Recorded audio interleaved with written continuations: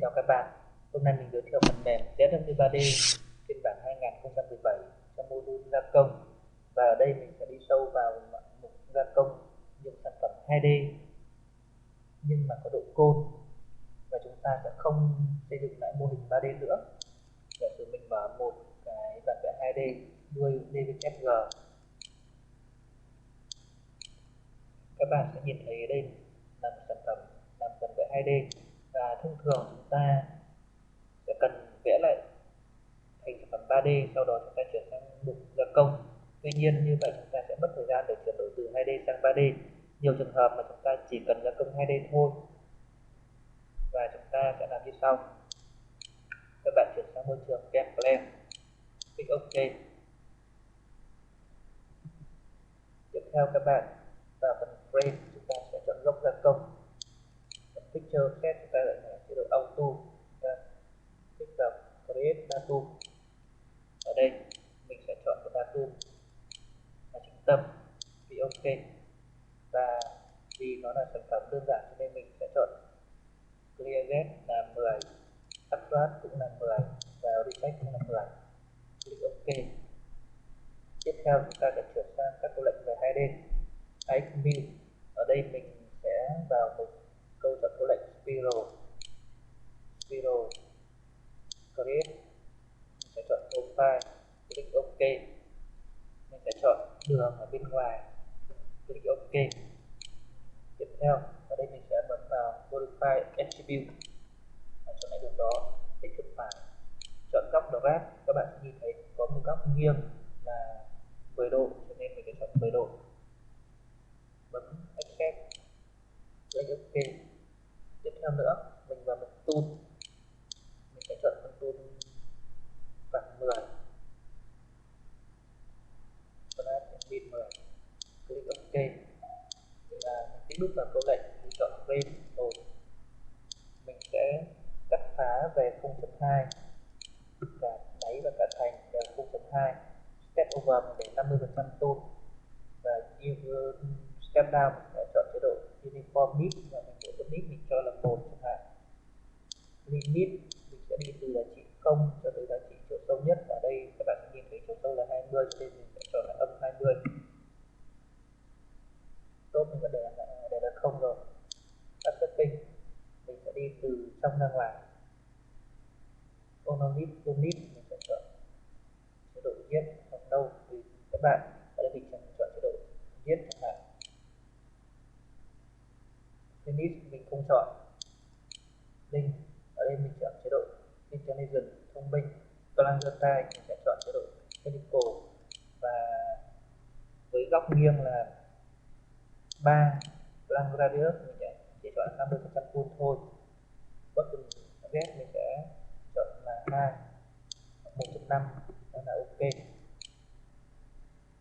Và link in mình sẽ chọn none. Tương tự như vậy tiếp theo cũng thế. Sau đó mình bấm Calculate. Đó, các bạn đã nhìn thấy sản phẩm của chúng ta đã được cắt phá về 0.2. Tiếp theo sau khi cắt phá mình sẽ cần cắt tinh cái chỗ đáy này, cho nên mình tích chuột phải chọn Duplicate, ẩn câu lệnh ở phía trên đi. Duplicate bây giờ mình thay vì mình chọn top là 0, mình sẽ chọn top là âm 19 chẳng hạn, hoặc âm 19.5. Calculate. Đó, các bạn cũng nhìn thấy sản phẩm của chúng ta cũng được cắt xong. Tiếp theo nữa, trong trường hợp ở đây các bạn nhìn thấy có một cái đường, tại sao là mình sẽ verify, các bạn sẽ nhìn thấy xảy ra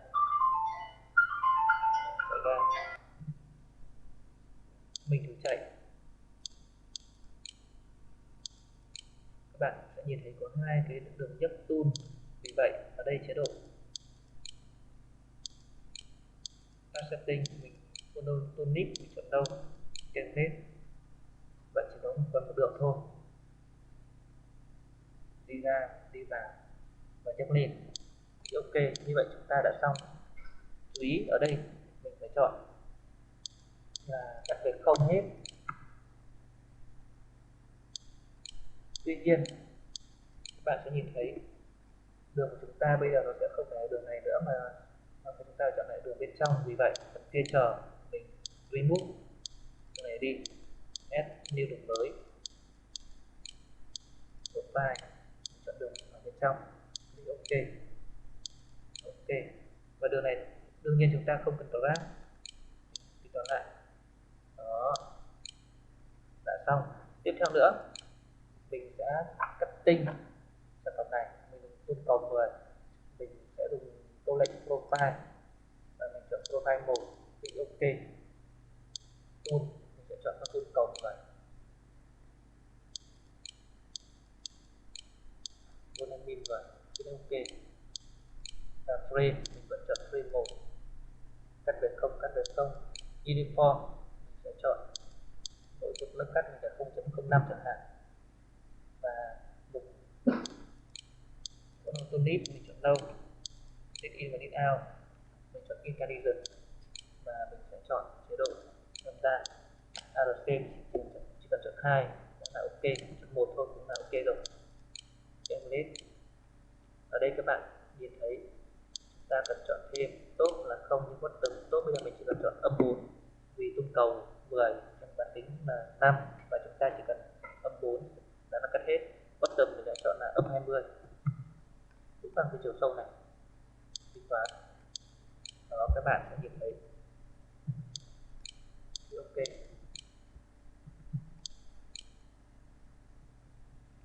Sản phẩm của chúng ta đã được cắt theo đúng hình côn 10 độ. Sau khi làm xong mình sẽ xuất chương trình ra. Ở đây mình sẽ chọn hệ điều khiển đơn giản nhất là hệ điều khiển fan nút chẳng hạn. Tool trên mình sẽ tự động add tool, các giá trị có 2 tool, một là tool cầu, 2 tool phẳng. Tool phẳng ID là sẽ là 2 thì ok. Ok, trong mục output là tự mình chọn tích đúc vào đây, có một mục NC mình sẽ post toàn bộ các câu lệnh, 3 câu lệnh ra NC. Và đương nhiên trong cái NC mình sẽ setting, mình sẽ chọn theo station ID. Ok, ở đây mình xuất chương trình ra thì chuột phải chọn output NC. Ở đây các bạn sẽ nhìn thấy là có một cảnh báo là giá trị đăng ký của gốc gia công số 1 chưa được đăng ký, và ở đây mình đang đăng ký, lúc nãy mình đăng ký nó tự động auto. Vì vậy đã là auto thì chúng ta chương trình của chúng ta vào virgin step 1 edit và chúng ta offset register, chúng ta cũng phải chọn chế độ auto là từ 54 cho tới 59. Ok, ta xuất trở lại.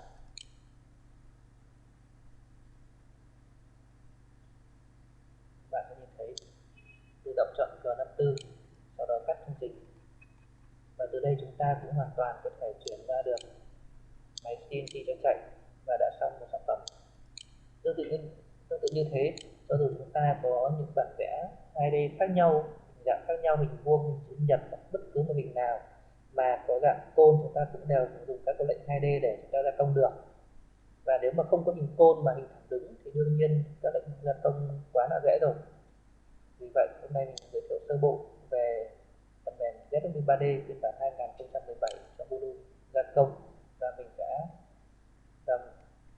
mình vừa đi sâu vào mục gia công các sản phẩm có độ côn nhưng mà dùng câu lệnh 2D và không cần vẽ lại mô hình 3D. Xin cảm ơn các bạn.